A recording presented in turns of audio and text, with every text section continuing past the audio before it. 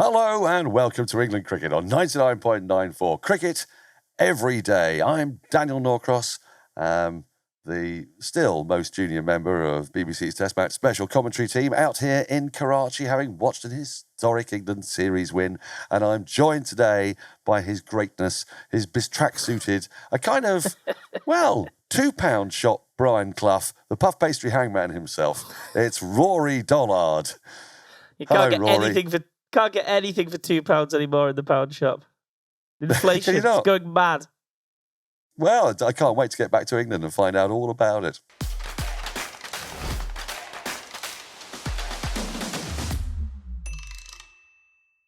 Well, today, you will be very, very much unsurprised to know that we are going to be discussing an extraordinary, remarkable, historic series win for England in Pakistan. I'm going to be looking firstly at the third test. We're then going to be looking in a bit more depth at the Stokes-McCullum partnership and how they have transformed English red ball cricket. And then, what does it mean? What does it mean for the future? We will look at the Ashes, but we're also going to look at New Zealand because we've been told to by Brendan McCullum. We've got to look only at the next challenge. And that's all part of it, Rory. Let's kick off with what we should be first looking at. As Brendan McCullum said, we've got to be looking at how England have just won. And what a win it was. I mean, the first two wins were emphatic in their own ways, but I guess because of the nature of England's second innings and Multan and because of the funky nature of the declaration, because they're running out of time in Rawalpindi, the margins of victory were really, quite slender. But once England came here to Karachi, they have won a test match in Karachi in 3 days and 38 minutes by 8 wickets. And you're shaking your head. And so am I. What the hell just happened? Well, they keep confounding every sense of cricketing logic, every expectation. But if ever there was a team in a moment that was built for a free hit, by God, it was this team, isn't it?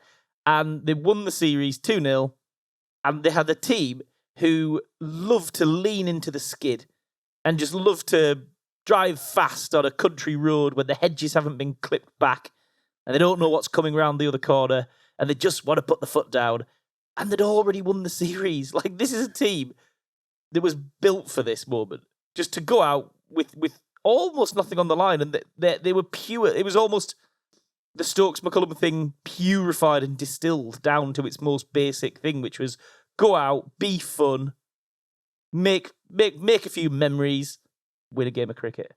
Do it with an 18-year-old. We have the remarkable privilege on this tour of being with the England team. I say remarkable privilege. It means that the lovely games room that I had my eye on when I checked it out online, this hotel has been out of bounds because I cordoned off. Taken it. Yeah, but other than that, it's been great to be able to spend a little bit of time with them. Spend a bit of time with Brendan and Paul Collingwood. And the message that was coming through loud and clear was, well, we've won the series. Now we're going to go out. We're going to win this game. We're going to win it as quickly as humanly possible. These are just attitudes that boggle the mind. And to put it into context, at the beginning of the third day, Pakistan, you may recall, were just 29 runs behind. They were 21 without loss. So 20 wickets had fallen in 2 days. Brendan said... Half the cost. Said to Alex Hartley, actually, but... she read it to me. We're going to win it today. That was the third day. We're going to win it today. Now, okay, Brendan, so how does this work?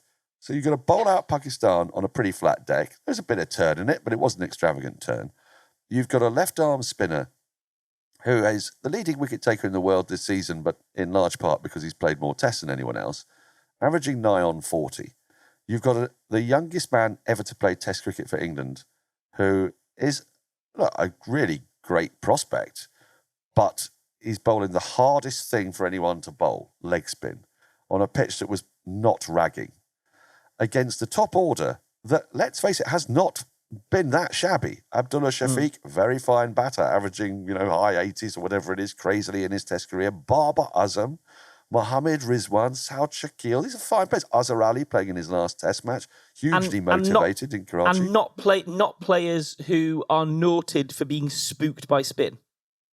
Absolutely not. In addition, They've rested James Anderson because you need a couple of months off before you go to New Zealand, who's been a really important component part of their seam bowling attack, which has been very potent out here in Pakistan.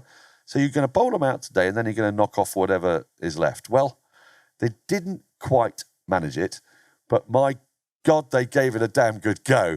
So needing 167 with an hour and 15 minutes to go, and I can assure you in Karachi it was going to be an hour and 15 minutes because the light descends. We all know, well-worn cliche, isn't it? Amazing how quickly the light falls in Karachi or in Pakistan. So they'd set themselves a target of getting 167. They were talking about the extra half hour like it was a real concept that might be activated at some point.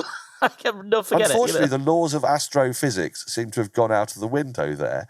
But to do that, and I contrast this with two, I think, really interesting precedents from recent history. The first one is obviously Lords in 2021 when they turned down the opportunity to chase 270 and 75 overs and ended 170 for 3 or whatever it was. And the other one is Abu Dhabi back in 2012 when faced with a chase of 140, they were bowled out for 72 and 36 overs. Now, 167 could be a tricky chase against Abrar, good bowler, Naman Ali, good bowler, on a pitch that wasn't ragging, but it's turning a bit. And if you're going to lose a game of cricket from that position, you're going to lose it by trying to score 167 in an hour and a quarter, aren't you? But in fact, the logic was so manifestly clear in what they did. First ball, smashed down the ground for 4. Duckett's whacking it everywhere. At the end of the power play, as one wag said, England were 58 for none off 6 overs. And actually, you started to see, well, more than started to see, you realise the plan in action is totally logical because those spinners suddenly had nobody round the bat. There were no bat pads to be taken. The only way they were going to get you out was caught in the deep, bowled having a slog, maybe LBW. And all the momentum shifted back to England on what might have been a tricky run chase, and they won at an absolute canter. So, do you know, it may look crazy to me and to everybody watching, but it's actually based on utterly sound cricketing logic, isn't it, Rory? Yeah, so this is the thing. They're not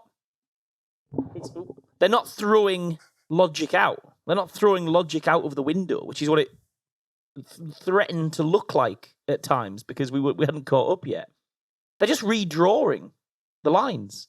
They're having a look and saying maybe these percentages, because people talk in sport about playing the percentages.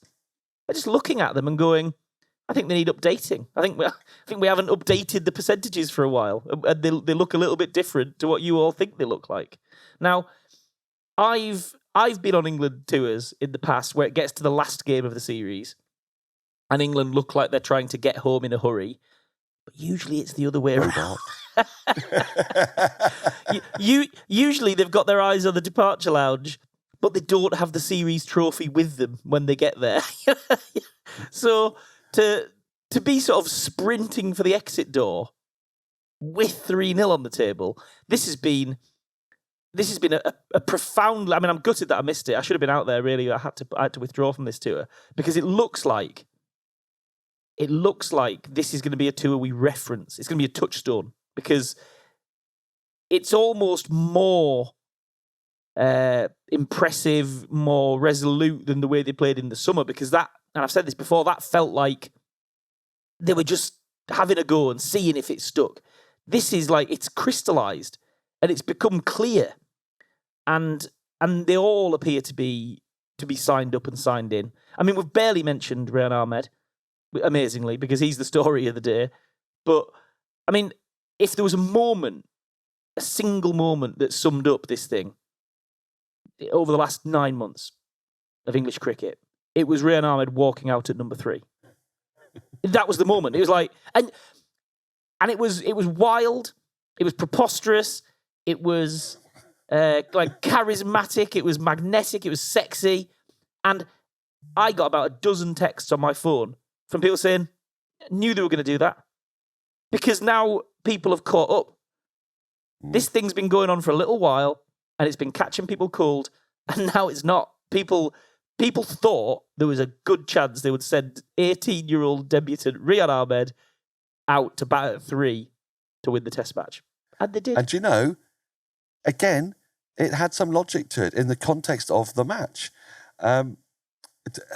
Just where to begin with the game itself. It was not pindy, but nothing's going to be pindy. You have to play on the flattest deck on earth to be getting 506 for 4 in 75 overs. But England still went at a good lick. They used Rehan Ahmed in such an intriguing way. In the second innings, we were all looking around going, when's he coming on? When's he coming on? The sort of the bowling changes were inverted from the first innings, where England had bowled out Pakistan on the first day, which felt like a really big bonus, helped, I have to say, by a couple of poor shot selections, the big run out of Babar Azam. When that match started, the pitch was as flat as anything. It started to get a bit more fancy for the spinners around about the tea interval on the first day. Then the spinners came into their own. In Pakistan's second innings, in a sort of inverse of holding off Robinson and Anderson so much later and going hard with spin with the hard new ball, Stokes did well. I mean, yes, all right. So he did open the third day with Root, which we're starting to get entirely used to now, of course.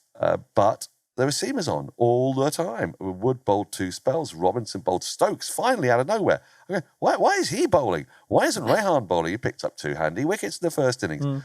Rehan waited and waited and waited and waited. And just at the point that it felt that, Pakistan are now borderline on top, that 4th wicket partnership, lead of 100 and something, a low hundreds, with 3 wickets down. Babar in, Shakil looking really solid. Come on, son. Picks up 3 wickets in 17 balls, including Babar, Rizwan and Saud Shakil. Won the game in a stroke. And so, of course, you send him out on that last evening. He's brimming with confidence. The story's all about his dad, who was on the balcony beside us, in tears for much of it, as you can imagine, swelling with pride. And he's so full of beans. Send him out, and it was hilarious to watch. First ball, dance down the track, whack for 4. And in between shots, he was playing these shots as he was dancing down the wicket. He was practicing other shots. The joie de vivre, the kind of the total joy of existence was manifest all over his face, and he was emblematic, really, of the team and their performance. And it's not because, they want to get out of Pakistan because you wouldn't send your mother-in-law there, or you would send your mother-in-law there, depending on, whatever Botham's quote was. It's not that. It was that let's finish off this job. Let's get it done. And the best way to get it done is to get it done quickly. And it was joyful. I mean, a couple of words from you, surely, on Harry Brook again. Yeah. It is Pakistan. All of his most notable performances for England have come in Pakistan. But in fairness, he's basically only played 1 test outside Pakistan and is batting at number 5 in the T20 side with a good top order. So, it's very hard to tell if there's anything wrong with his game outside Pakistan, because it's very, very good in Pakistan. Yeah, brilliant. I mean, myself and Jared did a big deep dive on Harry Brook somewhere on this feed. You can find it. I ended that episode with an outrageous load of hyperbole about how he was everyone's best cricketer rolled into one. But he looks a little bit like he might be. And we can talk a little bit maybe in section 3 when we talk about the future, about how it stacks up. But he's not going anywhere. He was in this team because of circumstance and injury, and good luck to the man who takes the sort of party away from him, because he's the heart and soul of the party right now. He is. If they're looking to play this style, don't look beyond Harry Brook. He's got everything. Player of the series. Amazing. He is, with 3 centuries in 3 matches. An incredible start to his career, and it's the way he's done it. It's not just been because the pitches have been easy. There's more to it than that. It's his fluency, his timing, and the way he learns from his mistakes. When he holed out in the first innings at Multan, just came straight back, understood what he needed to do right rather than wrong. I love that. He's a 23-year-old kid from down the road here from me, and his least remarkable chapter of this winter is that he won the T20 World Cup in the hardest white ball team in the world to break into. That's the least interesting thing he did this winter. He also gives a great interview. He said, that this was the best tour he'd been on. Well, Yeah, I I heard that. suppose it probably beats the 7-match bilateral T20 one, and then it beats winning the World Cup. That's quite a big ask, but it's certainly his only test tour to date. So, and he said he's going to go home for Christmas. He said to eat some food, actually, to eat lots of food, which I thought was a great thing, and was slightly symptomatic of where this team is at now. They're not worried about whether the press will go, oh, what are you talking about? You're a professional sportsman. You can't go around talking about filling yourself with food. You're getting paid to be fit. He doesn't care, and none of them care. What matters is the currency of winning, and they are the winningest England team for a long, long time. We're going to take a short break. After that, we're going to talk about the man, maybe the men, that have made this extraordinary new era possible. Ben Stokes and a bit of Brendan McCullum. You're listening to Cricket's Conversation on 99.94. Whatever your team, we have the show for you on podcast, YouTube, or on the 99.94 app. We have India, England, South Africa, West Indies, and now Sri Lanka covered. If you want to find us, the best way is to follow us on social media at 9994DM by downloading the 9994 app or Google 99.94 on podcast. We speak cricket. So back to Ben Stokes. Quick word on his interview, close play. And Simon Mann asked him, were you really happy to be out there at the end? And he looked at Simon and said, well, what? What difference does that make? And that's the thing about Stokes here. There is none of this misty-eyed journalistic romance that we bring into it. Was it great to be out in the middle when it all happened? That's our interpretation. All he wants is for England to win the game. He says, I just wanted to win the game. And there's something a bit cold about that in a way, but there's also something incredibly hot, I think, which is... This is taking a turn. That's taking a bit of a turn. The thing that really was floating his boat was he wanted to hit a 6 to go beyond Brendan McCullum, his coach, because that's been he pointed at his shoulder and said, "Coach, right on my shoulder. Baz has got the same number of 6s as me in Test cricket. If I go past him, I'm the 6iest player of all time in Test cricket." And that was the only thing that was really bugging him about being out there.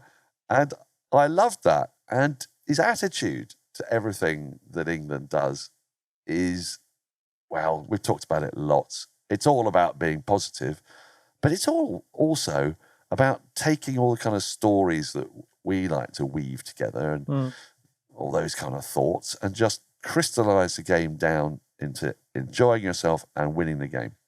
Yeah. But interestingly, actually, he doesn't want those narrative moments for himself. That you're right. He doesn't feel the need to be in the middle of those things.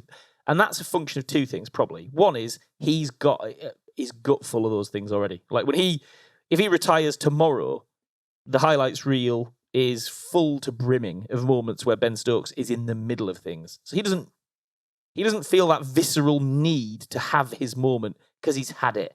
And he's had it again and again and again. But he does want those moments for other people. He isn't just cold-hearted in that it doesn't matter, it doesn't care how it gets done, just get it done. Because if you look back to the summer, he was looking around the dressing room saying, who's never hit the winning runs in a test match? Who wants to do it? Jimmy, you've never done it, have you? You should do it.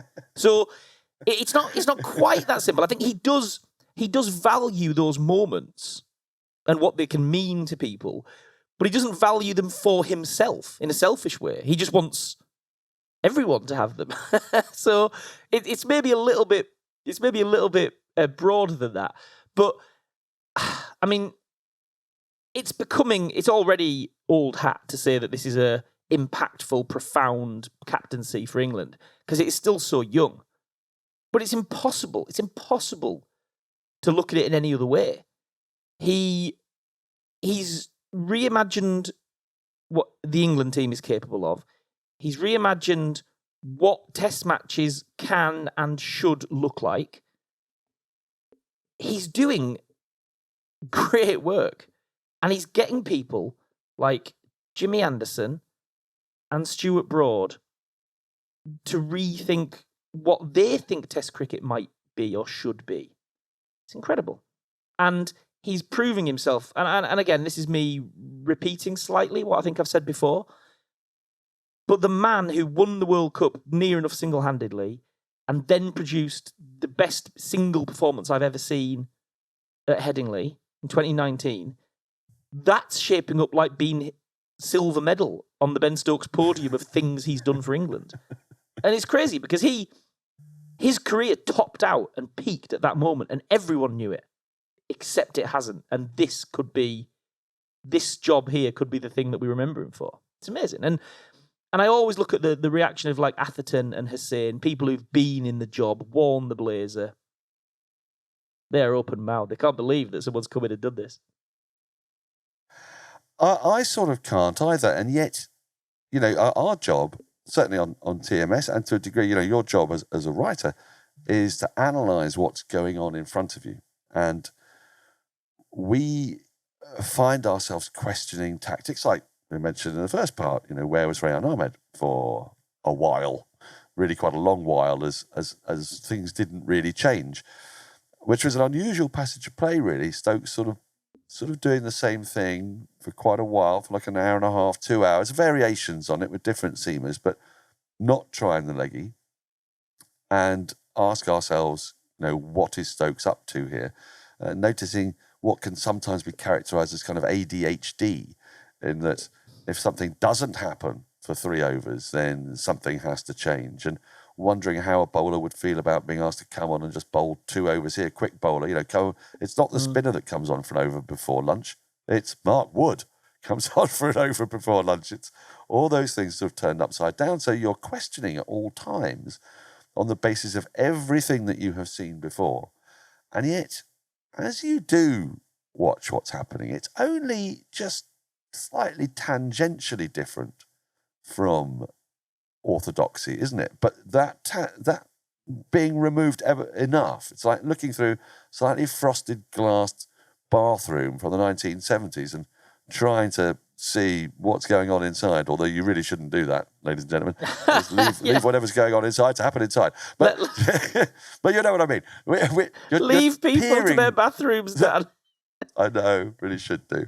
But they're sort of peering through the mist, and we were doing that both metaphorically and actually at times here in Pakistan, where it could get a bit misty, and there was a sort of metaphor for that as you're going, what is he doing here? And yet, actually, it makes sense. It's just that people haven't done that, because if you start from the premise that you have to power on, you have to get on the front foot, you have to cause chaos in the opposition, you have to do what you don't want them to do, then all these things make sense. It's just that it's so different from the last time England got to number one. England aren't number one yet, but you can genuinely imagine that if England go on playing like this, they would be contenders in Test cricket for that bauble. The way they got there was actually the mantra of, stick in, bowl dry, 3 fast bowlers and Graham Swan, partnerships happening, right, well, just deny them a run for the next 23 balls or whatever it was, and then a wicket will come. Completely opposite to this. And I suppose that's partly why we are struggling with it, because it's so not what we're used to. And that's it, isn't it? Yeah, but I think genuinely my interpretation of how fans, just from anecdotally what they've said to me, I think people have caught up. I think they were flummoxed in the summer, and the ones who've been tuning into this, they're fully on board. They understand that it's going to be foot to the floor, and they love it.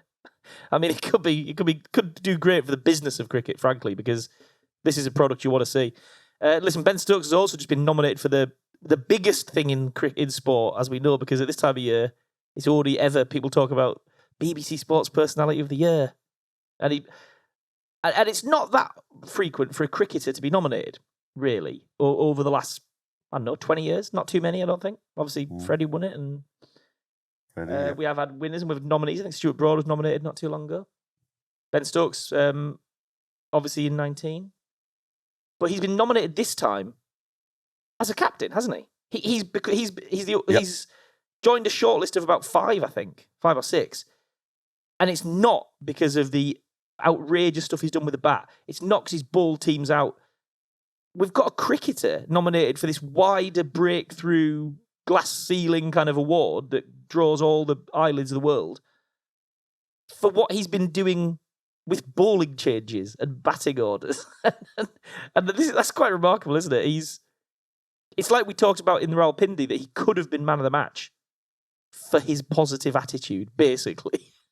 Yeah. And he's almost now, been flagged up by the BBC as one of the top 5 or 6 athletes of the year for the same reason. It's incredible. It's a great ride to be on, and the next section we'll see where it's going to go next. Well, what I love, my last thoughts on that is what I love about it is that I'm always a little bit sceptical, I have been, about captaincy. I thought great captains, or usually captains of great teams, it's quite rare to find a great captain who doesn't have a great team. Well, dear old Joe Root had much of the same personnel. And I think what we're seeing is that this is an alignment between coach and captain, and that there's an alchemy going on here. Brendan McCullum must be given credit for it. And then, by extension, so must Rob Key, talking to Paul Collingwood and Brendan McCullum. And I've asked them, what is this secret? And if it's a secret, how is it a secret? And if it's not a secret, why hasn't it been done before? And they said, well, it's the freedom we get comes from the top. I said, well, aren't you the top? I said, no, the top is Rob. And so, I think we've got to understand that things cascade down. And in days of yore, Clark and Collier and whoever else came next. And at the beginning of this year, there wasn't a CEO, there wasn't a head of cricket, there wasn't a captain, there wasn't a chairman. And now there are far fewer people, it seems to me, that are really involved in English cricket, and it's better for it. And all 3 of them are on exactly the same page. 4 if you count Collie as well, and it's great to see. Now, it is time for our final break. After that, we're going to ask the question, what next? If you love the language of cricket and want more, then head over to the 99.94 app, and you can hear all of our podcasts and cricket commentary. We're adding new shows all the time and covering cricket series from all over the world. Be the first to hear all of our announcements by following us on social media at 9994DM. Welcome to Cricket's Conversation. So, Brendan made it quite clear that we shouldn't be asking the question, what next? We should be filling our boots and thoroughly enjoying ourselves. But that's all well and good. We can't do that. We're not allowed to do that because we are your journalist. He hasn't got a podcast to fill, has he? No. As he said, he said, in inverted commas, now I'm going to bugger off back to New Zealand, drink a load of red wine and play some golf. Now, we don't have that privilege because we've got work to do. And initially, it's New Zealand for a couple of test matches, then Ireland for a test match, and then the Ashes. Is the composition of the side in Pakistan obviously going to change a little bit because they won't go in with 2 spinners, you wouldn't imagine. Johnny Bairstow's going to come back into the reckoning, you would imagine, if he recovers from his injury. Jofra Archer could come back into the reckoning. Those that saw him, Vitushan Hantharajah saw him in the warm-up game and reported great things, that he might be really getting back to full fitness. That would allow them to rotate the likes of he and Wood. Stuart Broad would come back into the frame, into a winning side. How do you solve the conundrum at the top of the order in a good way after Crawley and Duckett have done well in this series? I don't really know quite where we start, but let's begin with Bairstow. You said maybe not when I said he comes back into the side. What did you mean by that, you heretic? I just meant fitness-wise in the short term. There was a report, I think the Mail had a story that he's unlikely to go to New Zealand. So at the very least, that kicks the conversation forward a little bit, because we are getting a crush of bodies who are all in some quite... I mean, Brooke and Bairstow have both occupied the 5 spot and excelled, like wildly excelled. So even if you get both in the team, you can't get them both at 5. That's not... I'm pretty sure that doesn't work. two people can't bat in the same position. I mean, this must be the most number of hundreds by number 5 for a team in a year, isn't it? Yeah. It feels like it must be. So there is a rejig to come because Bairstow, for what he did in the summer, requires to be in the team. He does not need to be shuffled out. Brook looks undroppable. I mean, he just looks like he's got to be strap a rocket to him and let him go. Pope has done. I mean, Pope's done well enough, I think, but actually, against the absolute high bar that the others are setting, he maybe isn't quite at that really high bar. But for a player of that promise, number 3. It's the tricky number 3 spot, though. Don't forget that England have not been able to fill that number 3 slot, and under McCullum and Stokes, he's averaging over 50 at 3. So correct. What do you want? What do you want? With his talent and promise, you don't want to give him a knock at this stage when he's done so well. It is getting hard. I mean, I was of the opinion that Duckett had done so well, but in such specific circumstances that he was droppable because he'd played so many sweeps and played the spin so adeptly that you couldn't necessarily see how that was going to translate. But, I mean, he's done so well. It would feel harsh. You almost feel like he's earned the right to have a go and fail, maybe, in different conditions. In fairness, Rory, he swept spinners because that's how he plays spinners. That doesn't mean that he can't play quicker bowlers. But I mean, you can look and say, where did he score the vast majority of his runs? How did he score it? And is that how he's going to score it in New Zealand and England? I mean, against Australia in the Ashes, it's going to be different. But you'd be a harsh judge to say he hasn't earned the right to answer the question on his own right, by doing it. But something's got to give, and I don't know what it is. I mean, I suppose nobody expected Bairstow to fall over a golf course and break his leg in 3 places, and you're always better to have in-form cricketers available to you because you never know what's going to happen. And with England's schedule, they do need cricketers. But where the first 11 starts, I'd love to. For the first time in a while, it feels like you could get a few different answers to that question, and not because you were scrabbling around looking for people to fill the spots. Well, we're not going to take too long on this because we're nearly at the end of our time, but a couple of things that feel to me like nailed-on certainties in the bowling department, because the batting situation is really sort of one uncertainty, I would say. Root, Stokes, Brook, absolutely nailed on. Bairstow if he comes back. Then it's, do they stick with Folkes, who's incidentally made 4 crucial contributions in 7 matches and been mustard with the gloves. He was brilliant in this match. You barely noticed him. He took catches so well that no one really thought that he'd edged it. The batter had edged it. He was that good.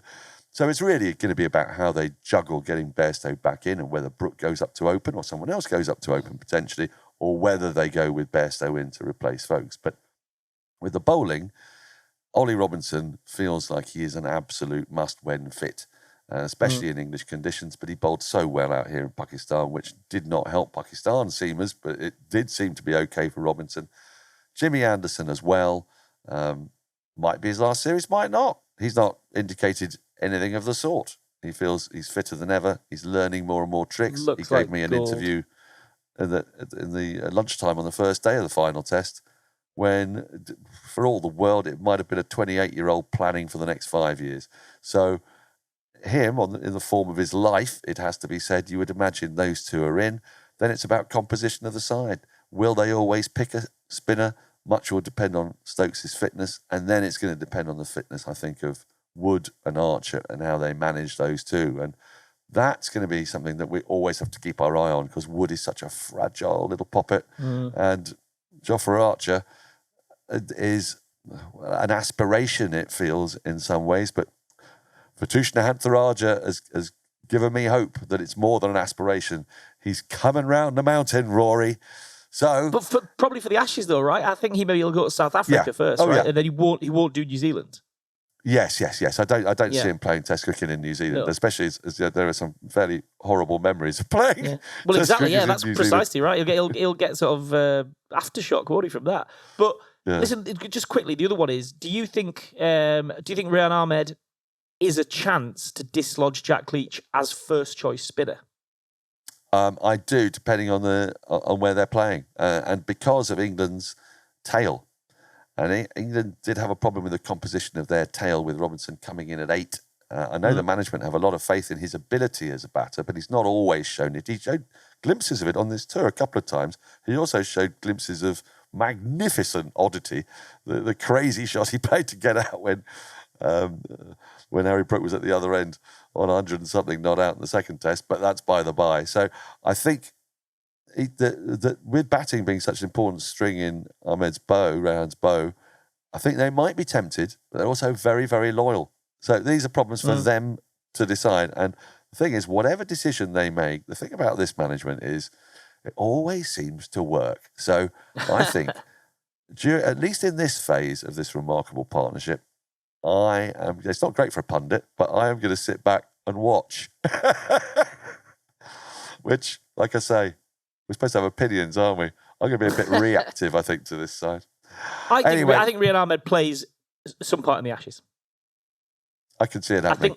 I think they'll decide that they have to throw that weapon at Australia, and it feels like, as you say, I don't think he necessarily becomes an all man for all seasons, plays every game everywhere, but I think they will unload him on Australia in the Ashes, because it's like chucking a smoke bomb and shutting the door and see what happens.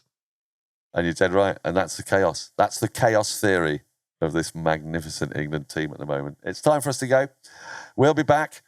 I think we might do a year wrap-up, perhaps, before Christmas, before everybody goes off to their festivities and takes it easy.